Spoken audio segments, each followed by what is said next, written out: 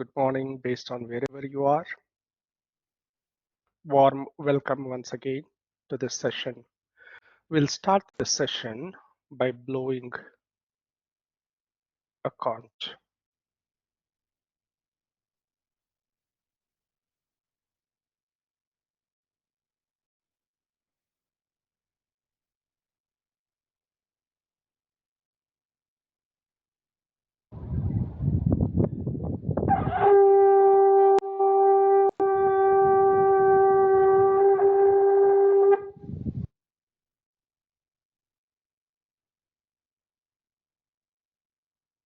Wonderful. There are about 30 people already on the call and others are joining in. Let us start with today's session. Last week we had a session on kleshas.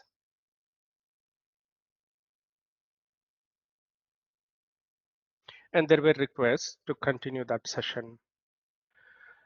Today we will address the same but with a slightly different perspective, with a perspective from the wisdom of Buddha.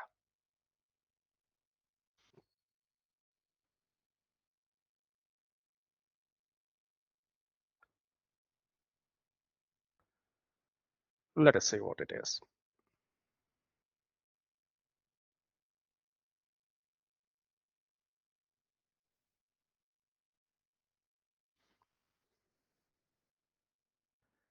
Okay. The 5 kleshas, pancha kleshas, as we discussed last week. Desire and aversion. They're in one group. There is a reason for it. And then we have ego, fear, and ignorance. And as Patanjali Maharshi says, as long as there is even a trace of these kleshas, then 3 things will happen. One is birth or rebirth, lifespan, which is fixed, and experience of fixed amount of pleasure and pain in that lifespan. That we call as prarabdha karma. Right? Next, from Buddha's perspective, what exactly it is? We have the first 2, same things, desire and aversion, raga and dvesha. The next 3 here, ego and fear, both of them exist in the same plane, just like raga and dvesha are same but opposite to each other. Just like it's the same coin with 2 different faces. In the same way, ego and fear are opposite to each other but of the same coin.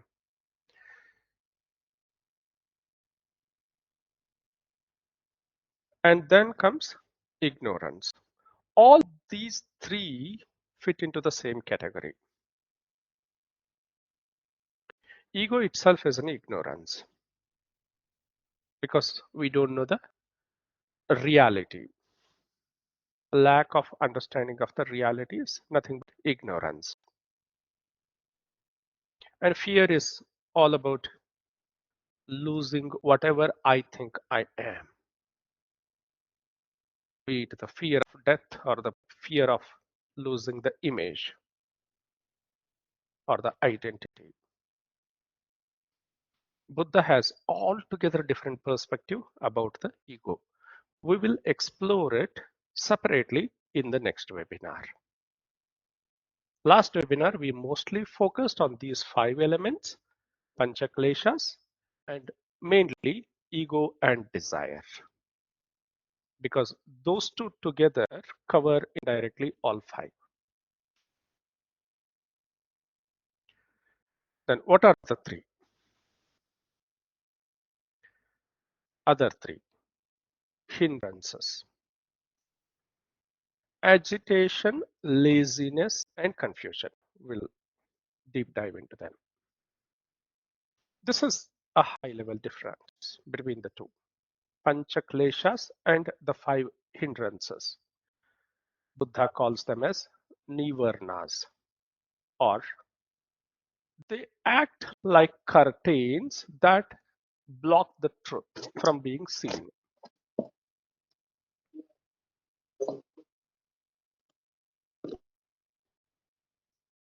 All these five.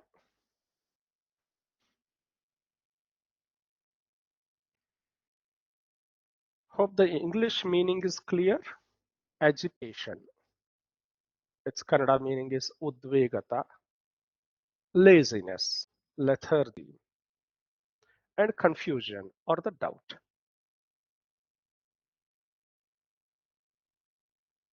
These are more straightforward, right?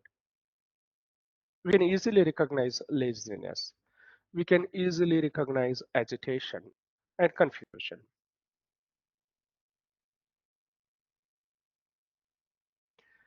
And for recognizing these elements, the five on the left, the five on the right, overall 8 elements. There are three foundational qualities that we require for everything, whatever we do in our lives. These three foundational qualities are required. What are they? The first one is awareness. Awareness of whatever we are doing or whatever we are experiencing. The sensing, feeling part. And being present in what we are doing. The presence itself. Or in other words, we can call it as enthusiasm, energy, effort, etc. And then investigative mindset into the experience, direct experience, or inquiring into the experience, exploring the experience. So, awareness, presence, and inquiry.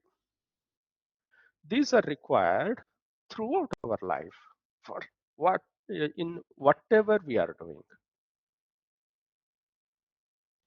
These three are being used as foundational qualities to explore the pancha kleshas and the five hindrances.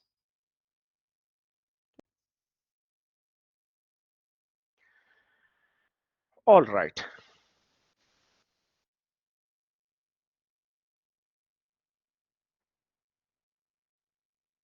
Wha-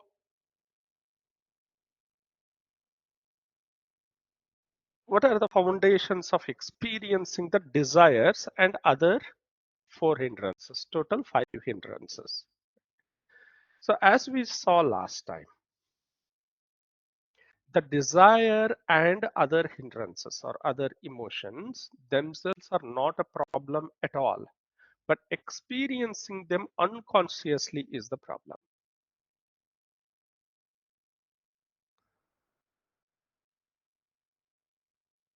Here we have those three qualities, foundational qualities, so as to experience consciously: awareness, presence, and inquiring, and accepting the experience as it is, allowing and letting it be. This is what we did last time also. So, recognizing the desire and other hindrances, accepting them, exploring what it feels like, acknowledging them, and letting it be as it is, not as we would like it to be, not trying to change it in any way. What is the practice? Last time you remember what practice did we do? The first one, recognizing the state of absence of desire. Right? At this moment, when I am fully present and when I am fully aware, usually there won't be any desire or any of the other hindrances. Recognizing that state of desirelessness or hindranceslessness. And then after some time, a desire or other hindrance, any of the other hindrances arise. Whenever it arises, recognizing it. And then recognizing its continuity. It is there for some time. And recognizing passing away of it. And finally, recognizing that it is not here, it is eradicated. These are the 5 steps that we used last time, and this time also we'll use the same. It looks like this. The hindrance is all 5 hindrances are absent at this moment when we are fully alert. That is a state of mind. And recognizing whenever a hindrance arises, recognizing the hindrance is still there. It passes away, recognizing it, and then recognizing it is not there. Let us take an example.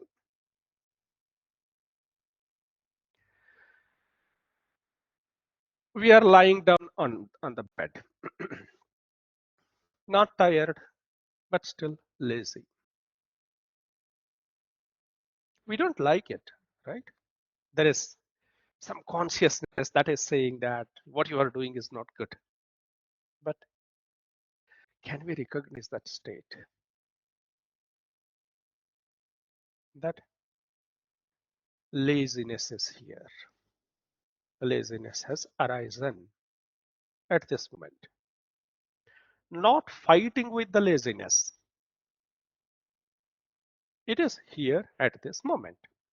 And exploring what it feels like, the laziness in the body, in the mind, the sensations on the body, and the emotions in the mind. The state of laziness in the mind. Simply observing it. And after some time, you will realize the laziness has passed away. And automatically, you get up and start doing something different. The laziness, recognizing that the laziness has passed away. You recognized arising of it. You recognized its continuity. It is still here. You recognized its passing away. And then recognizing the state where there is no laziness. It's gone. In the same way, agitation arises. The mind will be fighting to get rid of that agitation. We will be fighting to get rid of this agitation. I don't want to be agitated. I want to be calm.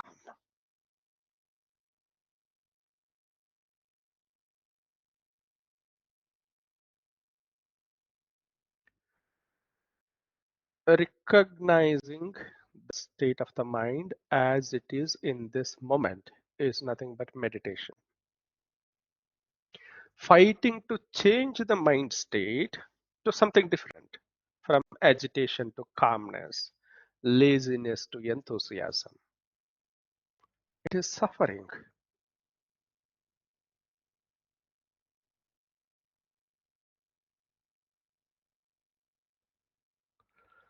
So whenever the things do not go in our way, we wanted something to happen, it did not happen, or we wanted something not to happen, but it happened. The agitation arises automatically. Impatience arises. Irritation arises. Can we recognize that agitation, arising of that agitation? Yes, agitation has arisen at this moment. And then exploring it, noticing what it feels like, agitation. What's in it that I am disliking? Exploring the sensations on the body and the state of agitation in the mind. And then, more importantly, recognizing whenever it passes away. It passes away after some time, maybe few seconds, few minutes, or maybe few hours, but it passes away. And then recognizing the state of eradication of that agitation. It is no more here.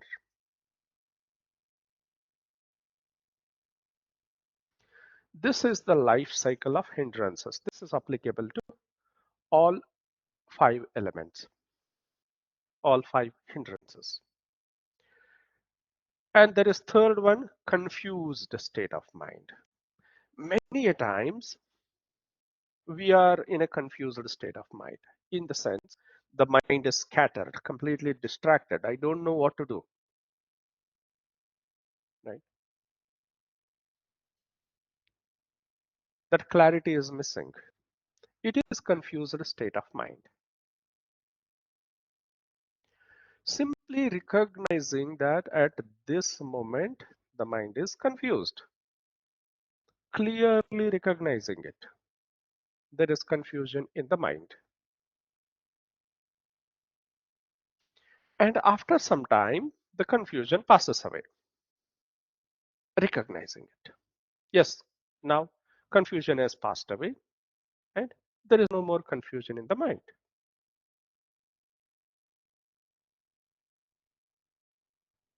It is all happening on its own, right? Is there anything that we are doing here?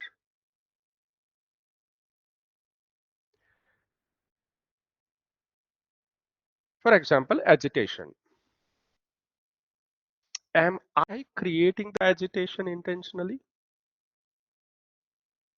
or is it happening on its own? Am I pushing it away? I mean, am I able to get rid of it whenever I don't want it? No, it is passing away on its own. Agitation arises, stays for some time, passes away on its own. We are not doing anything there. It is all automatically happening. The cycle is automatically happening. The only control we have is witnessing it. Just like the desire. We are not intentionally desiring something. There is a thought and desire arises in the mind. And after some time it passes away. Again, some other desire arises. After some time it passes away. And in between action happens so as to fulfill that desire. We'll discuss more on it in the next webinar, because that touches upon the ego, the identity, and the ignorance part of it, and the fear part of it, all three together. Buddha has altogether different approach about it, about handling the ego. But the point is, there is no doer anywhere. It's all happening on its own, and life is flowing. Because something is stored in our memory, we have perceptions, we have belief system, we have our own value system. So-called information dump, the experiences from the life. And something happens in the external world, the reaction takes place, and all these 5 states, 5 hindrances are arising, passing away, arising, passing away. Action is taking place in between, and there is a wrong identity, false identity that I am doing it all. Let's not go to that extent for today. Today, our job is to simply recognizing whenever any of these 5 hindrances arise in the mind and recognizing when they pass away. It is so easy, right?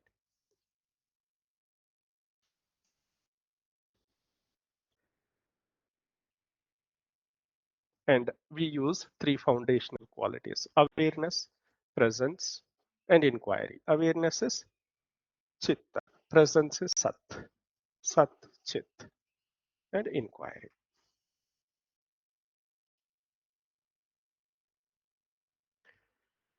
All right. I think I have talked a lot. do you think recognizing this ego, sorry, this 5 hindrances as compared to 5 kleshas, is it easier or difficult? And as you can observe, there is no ego in the 5 hindrances. Ego is missing completely here. There is raga, dvesha, and then agitation, laziness, and confusion. That's it.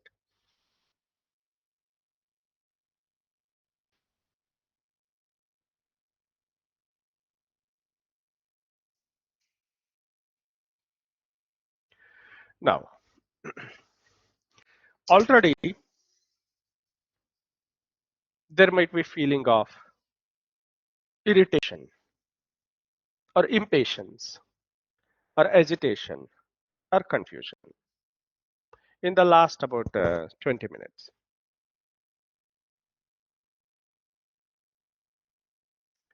Can we recognize whenever such agitation, laziness, or confusion arise in the mind? There's no philosophy involved here, right? We are not talking about something that we don't understand. Here, we are talking about the present moment mind state, the 5 hindrances. It is as simple as recognizing I am feeling laziness. That's perfectly fine, and that is meditation.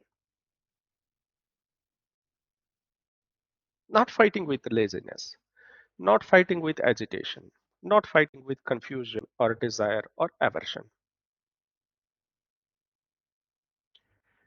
That itself gives a big relief. Any thoughts on this, please?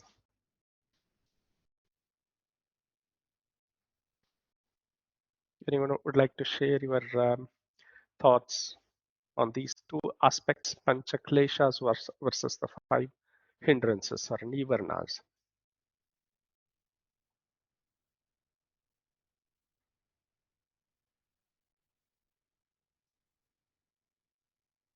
What is the opposite of agitation? When agitation is not there, what will be there? Calmness. Calmness will be there. Yes, perfect. How about laziness? Active. Active. Any other words?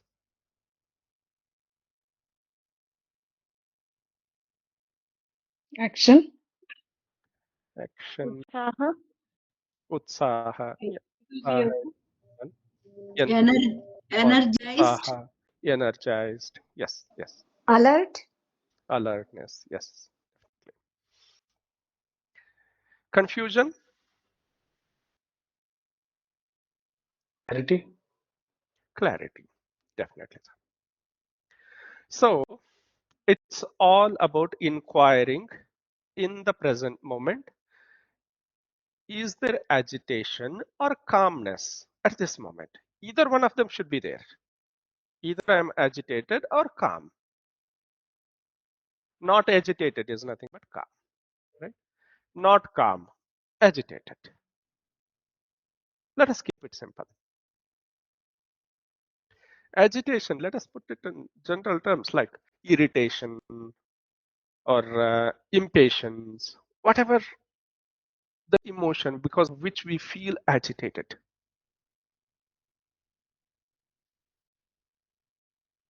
It might get confused with aversion, but aversion is slightly different.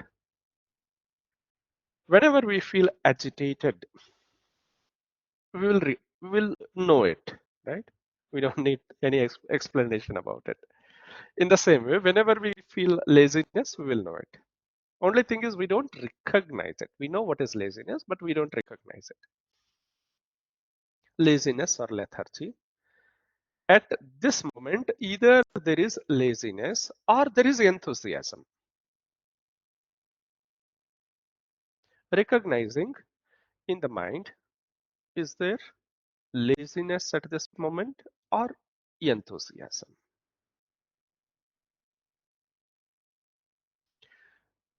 Similarly, confusion.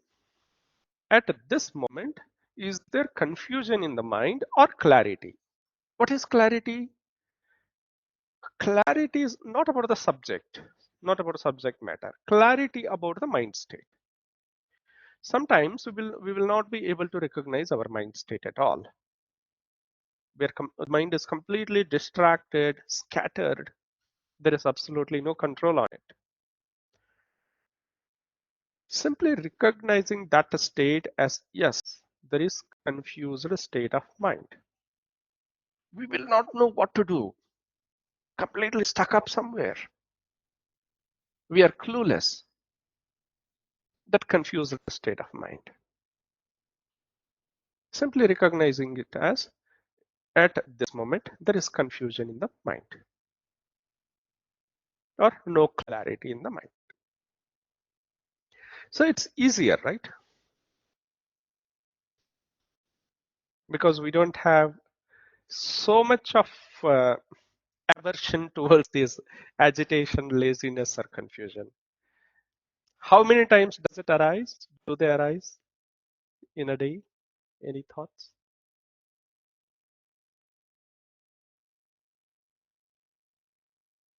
For example, laziness. Does it arise every day? Okay. It arises. Agitation. I don't know about others, but as far as I have experienced, it keeps arising most of the time, hundreds of times, maybe, right? Any of these five hindrances at a given point in time. And we get carried away by them. They are running the show of our life, so-called life.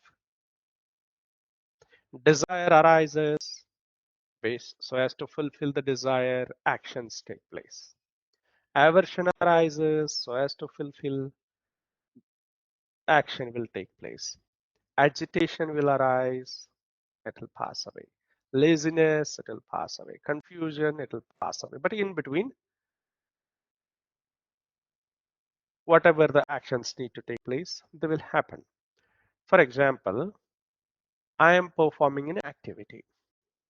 Performing an activity in a calm state is different from an agitated state. The same activity. In the same way, doing something with the mind state of laziness and with the mind state of enthusiasm is altogether different, including lying down. We can lie down lazily, right? Lethargically. Or we can lie down with full alertness. That is nothing but yoga nidra, restful alertness.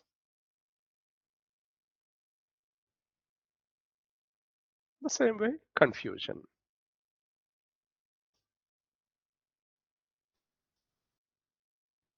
There is nothing to do there other than just witnessing them. Can we explore? And it's not just about meditation. This is exploring them throughout the day.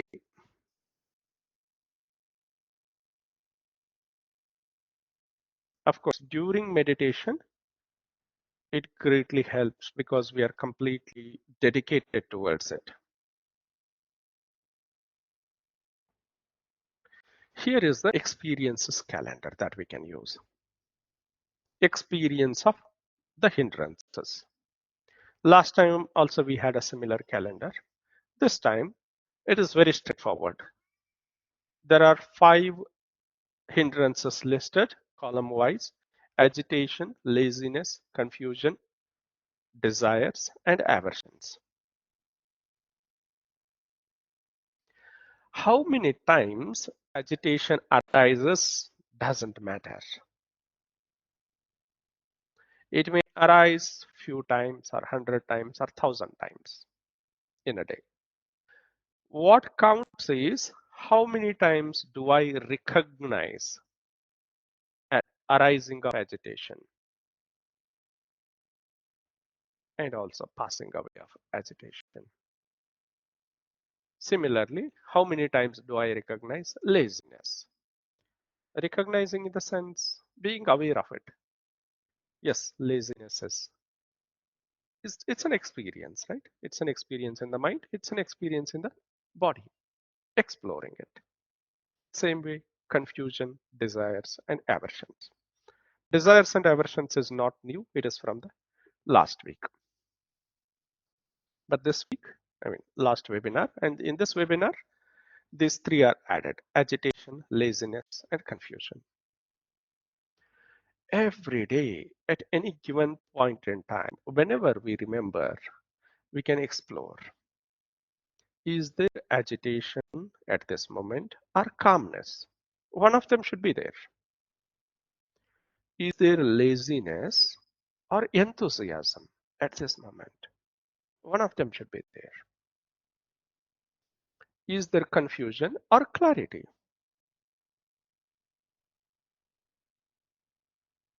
And then is there any desire or aversion at this moment?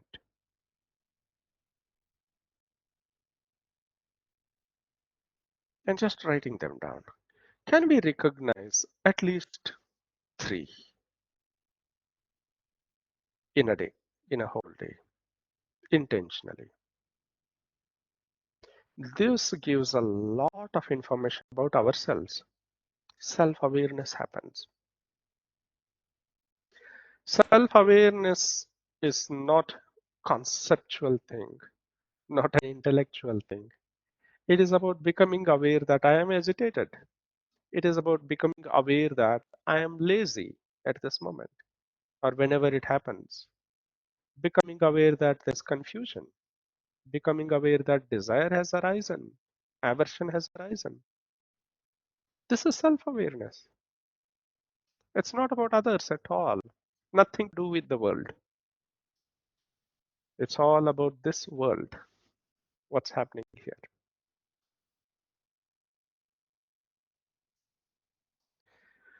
Okay, let us explore. And before we proceed with meditation, what next? Let's go through it. In the next webinar, let's explore ego because it is missing from this webinar. Last webinar, we did discuss about ego and desires from the perspective of Patanjali Maharshi. Next time, let's look into it, explore ego with the wisdom of Buddha. And do you know a quote on ego that is attributed to Buddha? What Buddha has talked about ego? Anybody knows?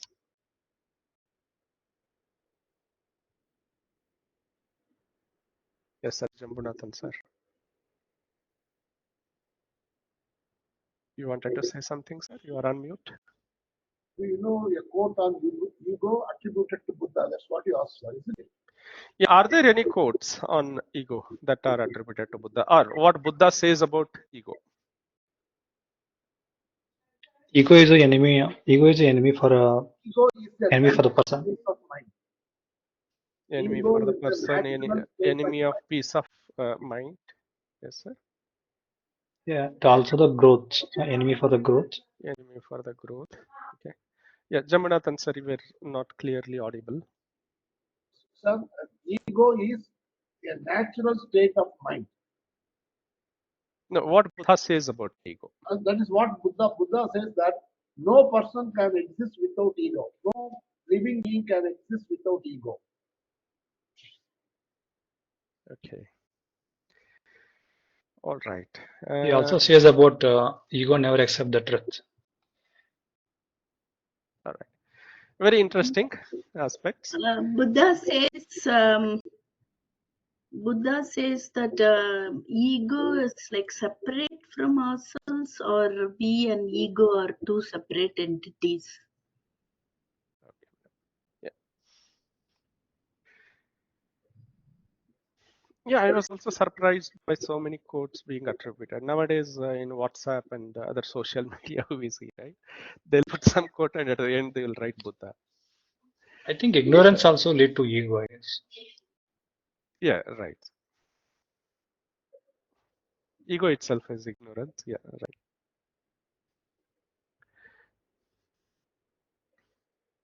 When I researched on this, whatever the quotes are there, they're not wrong. They're conceptually okay with what Buddha says. But Buddha himself has not said anything about ego.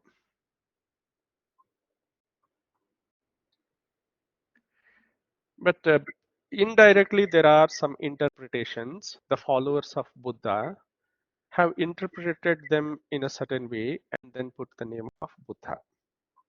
They're not wrong. They align with what Buddha teaches. They're definitely not wrong.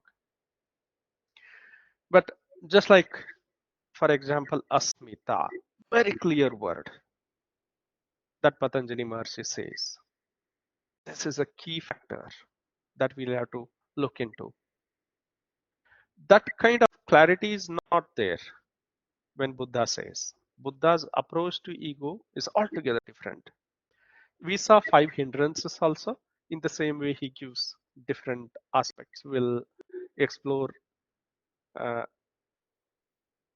some other 5 elements, something similar to 5 hindrances, on what makes the human, what we think as the human being, what makes this life. But doesn't say anything about the ego or that kind of asmita kind of thing directly. Indirectly, he says about ego. So how to dissolve ego? He has the best approach to it, but he doesn't say directly. This is the world of wisdom of anatma. Welcome to this world. We'll explore it in deep. There is a lot of confusion in the world because of this word, anatma. Buddha doesn't use atma, that means ego. It's not Hindu atma, Hindu self. For individuality, he calls us atma, but he doesn't use that atma word also. He uses only anatma. There is no individual anywhere in the existence. It's all happening on its own. There is only false identity of I am. We will explore it in the next session. But it's very interesting. I went through many of the quotes and then clearly there is no equivalent word of ego in Buddha's suttas or sutras. A very interesting one, the wisdom of anatma, from where it is coming. And as I said, the major thing is about the confusion. Atma, anatma, it's used differently in Hindu version versus used by Buddha. Buddha also says the same thing, but the word anatma is not Hindu anatma.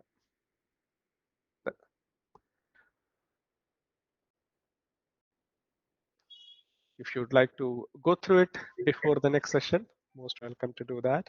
We can discuss on the same.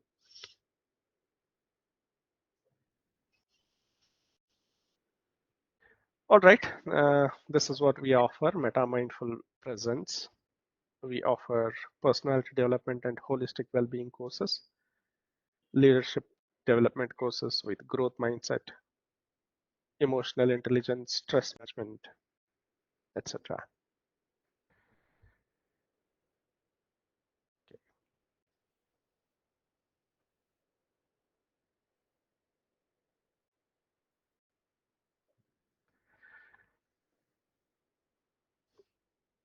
Any other questions related to today's topic, please, before we go into meditation? The meditation will be mainly on those 5 hindrances. What is the word Buddha is using for anatma? Anatma only, sir. It's a Pali word, anatma. Sorry, anatma is a Sanskrit word. In Pali, he uses anatta, A-N-A-T-T-A, Anatta. anatta. Yes. Thanks. Meaning, sir. Sorry, madam. You wanted to say something? Meaning, sir. What that means? Meaning Anatma. anatma. We'll explore in the next webinar. It's a big one, big Okay. topic. He defines life in a certain way, how the life is flowing. Even in Hinduism, this Atma and Anatma, there's lots of discussions on that. What Yes, sir. exactly? In Hinduism, I think it's beyond body mind. We call it as Atma. Atma is neither this body nor this mind. That is Atma. But Buddha doesn't use it in that perspective, and he doesn't use Atma, the word Atma, in the first place. There is no Atta. There is only Anatta. Anatta. Yeah, right. But Sir, it's altogether a different one, concept. sir, as you are saying, you just observe ego, distress, anger, everything. No? Due to these things, sometimes we miss out so many things in life. No? We have to change that, or we shouldn't change that.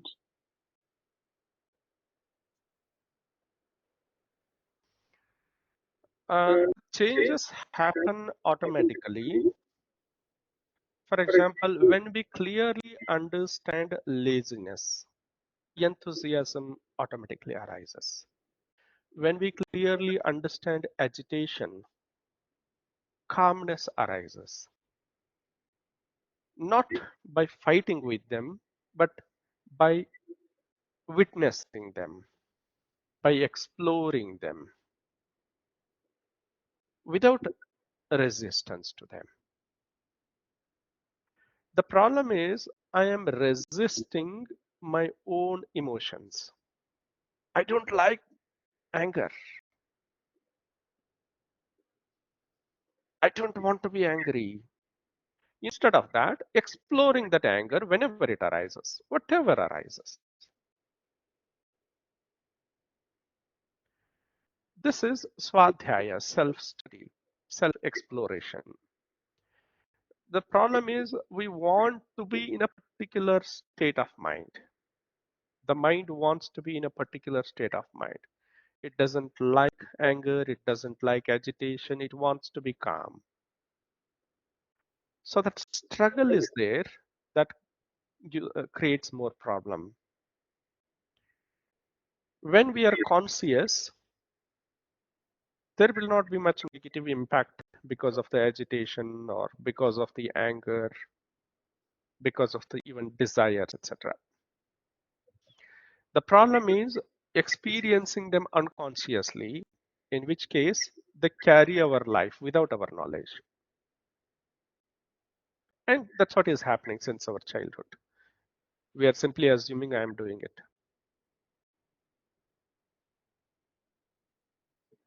Thank you, sir. Then we need to just observe Yes, madam. and keep ourselves Observing calm. clearly. Yeah, right. Then Clear observation. automatically we are going to correct our laziness, anger. It will just change. It will change on its own.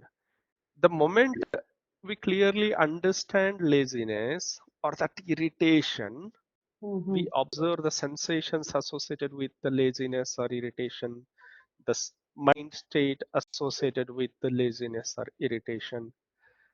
In the very first place, it drops down very much.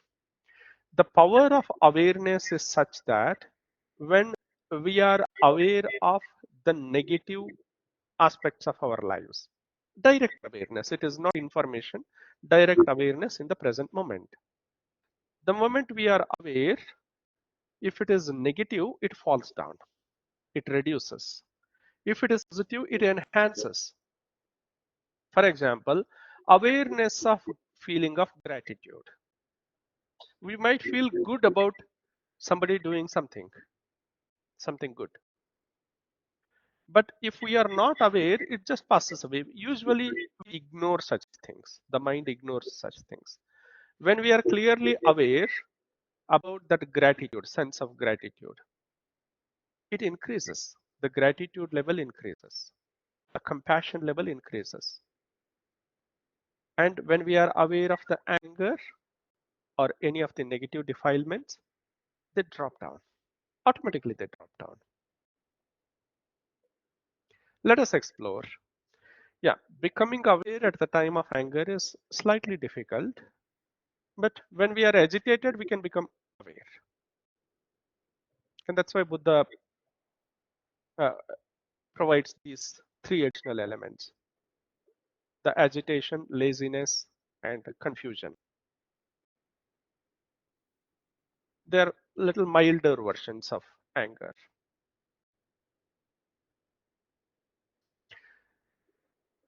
Okay, sir. Thank you so much.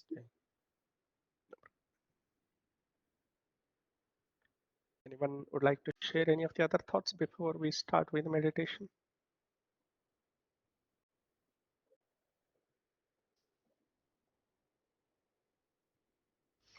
Yeah, again, Buddha has been highly misunderstood in India, especially in India and among Hindus. He didn't say anything which doesn't align with Vedanta, but he just didn't use those words.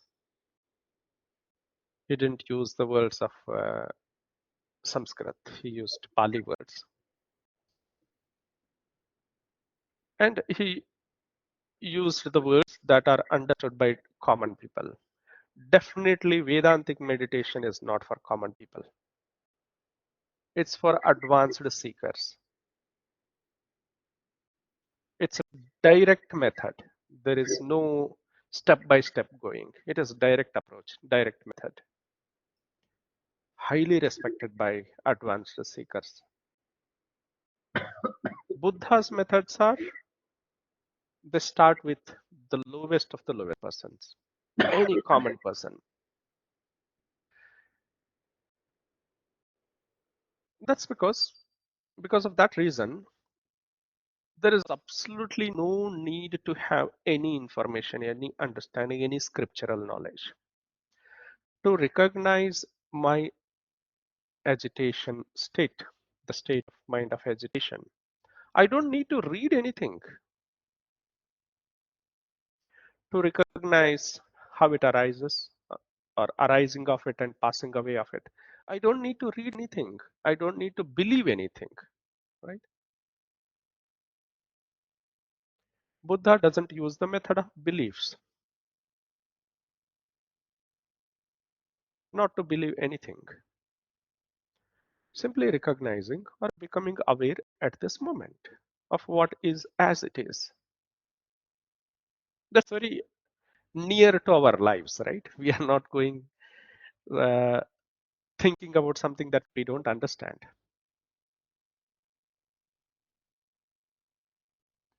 And all this wisdom, overall wisdom, it's um Indian wisdom, or uh, as the West says, it is the wisdom from the East. Be whatever Mahavira says, Buddha says, Shankara says, it's all clubbed as the wisdom from East. Only here in India, we are not aware of many things that are there philosophically. But in the West, they're quite popular. The Western seekers are more advanced than Indian seekers. And most of the books are translated by them only from Sanskrit to English, authentic English. So let's go with Eastern wisdom and see how the truth is explored. They all have said the same thing. Their final goal is same. Only the followers have created their own religions, and that has deviated from the original teachings. Be it Hindu religion also, right? There is so much of attention towards the rituals, but most of the saints, most of the advanced seekers and philosophers have not suggested those rituals, be it Swami Vivekananda or Dayananda Saraswati or Shankara. They all fought against blind rituals. So the wisdom is exploring oneself. That's what Eastern wisdom is saying, or Indian wisdom, Indian philosophy is saying. Let's explore ourselves. Sitting comfortably with back upright.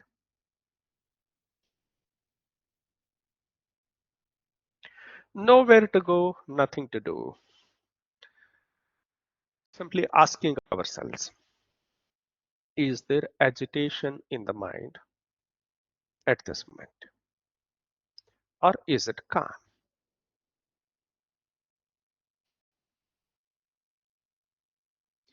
If there is agitation,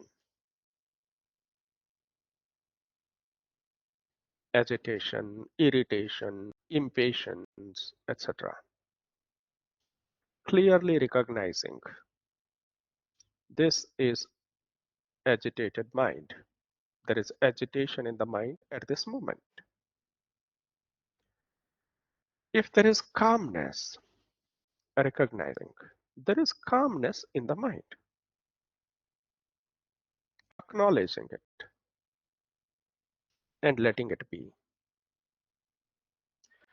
We can explore what it feels like agitation. What's in it that we call it as agitation? What it feels like in the mind and in the body, the sensations related to agitation or calmness. There may be holding something tightly in the body. There may be feeling of heat, increased heartbeat, a rapid breath whenever we are agitated, shallow breath.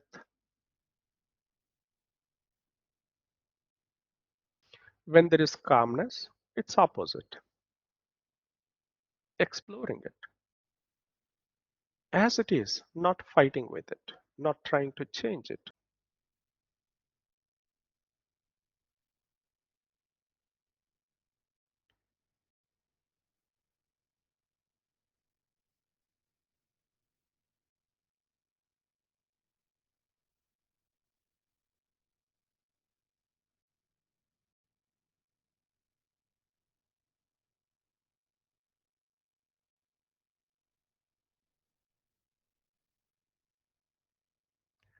Exploring. If there is a laziness in the mind or enthusiasm, utsaha,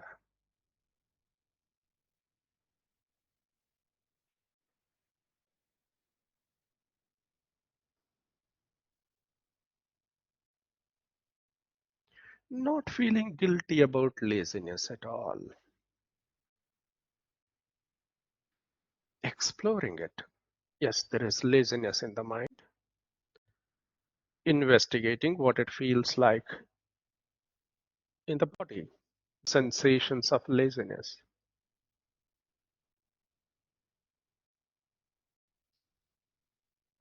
Acknowledging it and letting it be. Yes, there is laziness in the mind. I have recognized arising of this laziness.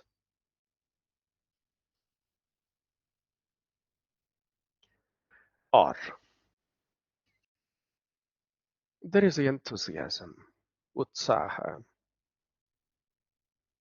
at this moment. If there is no laziness, then there is enthusiasm.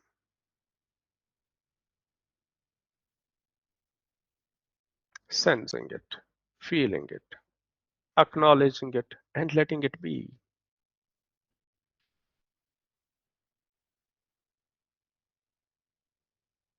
in the same way. Confusion. Inquiring if there is confusion in the mind at this moment. Or is there clarity?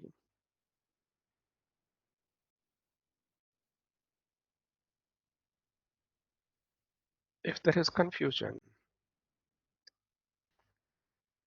recognizing it, exploring what it feels like, the confused state of mind, and the sensations on the body.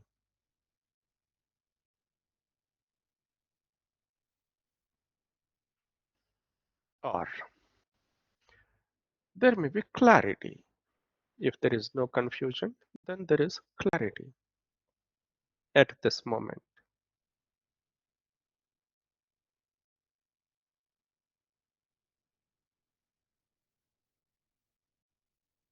Clearly understanding it, recognizing the clarity or confusion, exploring, acknowledging,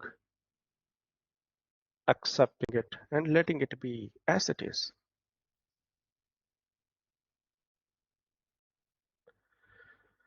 And after some time, whatever the agitation or laziness or confusion arose, it will pass away. Recognizing when it passes away. That itself gives a big relief, a sense of freedom when we are able to recognize both arising and passing away. That's how these 5 hindrances are eradicated.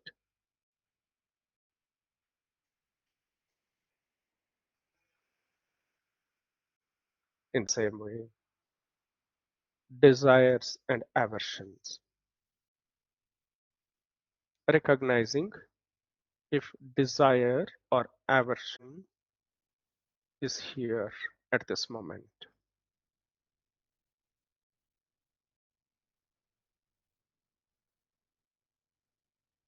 If it is here, acknowledging it and recognizing whenever it passes away.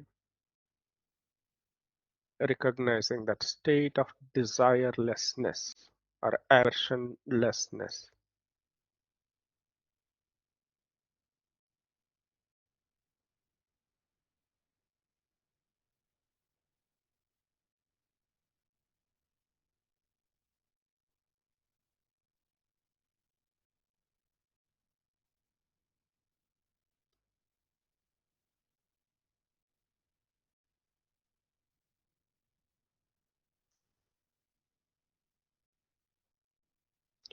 This helps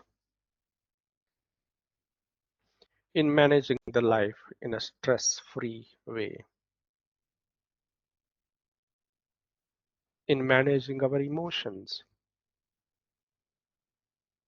What we can recognize, we can control it.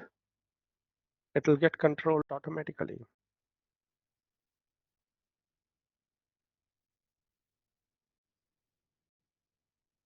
It enhances emotional intelligence,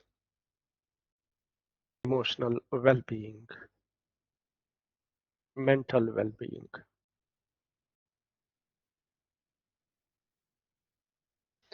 If we are comfortable with agitation, laziness, confusion, then we will be comfortable with our life as well.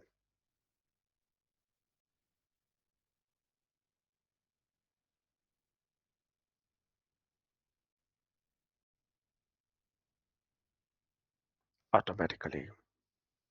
Calmness, enthusiasm, and clarity flows through the life.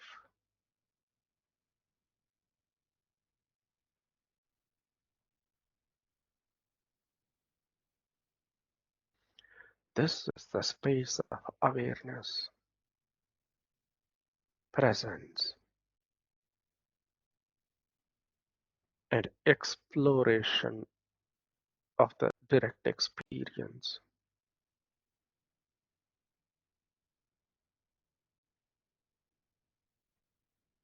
Not fighting, but simply witnessing.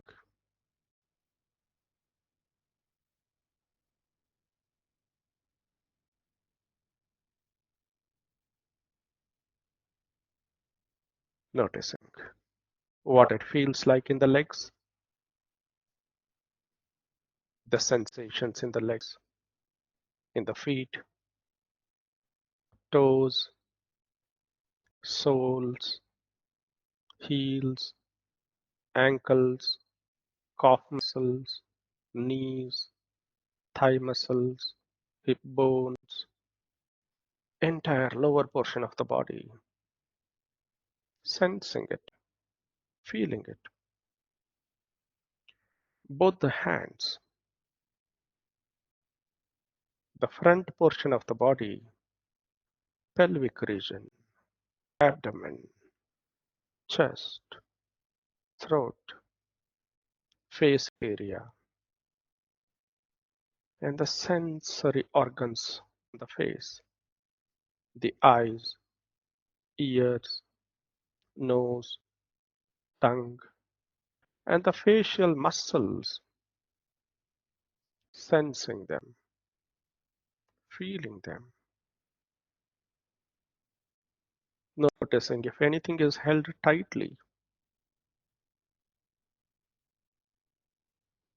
and moving the attention to the back side of the body, lower back, upper back, shoulders, neck, back side of the head, top of the head. Feeling this whole body, taking a deep breath in, and feeling the whole body breathing out, and scanning the body mentally from feet to head, from bottom to top, taking a deep breath in, scanning the body from top to bottom while breathing out. One more deep breath in, complete, breathe out. With this sense of wider perspective, expanded attention, let us step into the next moment of our lives, slowly lifting both the hands up, rubbing the palms with each other, hearing the sound, feeling the heat between the palms, keeping the palms onto the eyes, feeling the warmness of palms, and by looking into the palms, slowly opening the eyes with a smiling face once comfortable.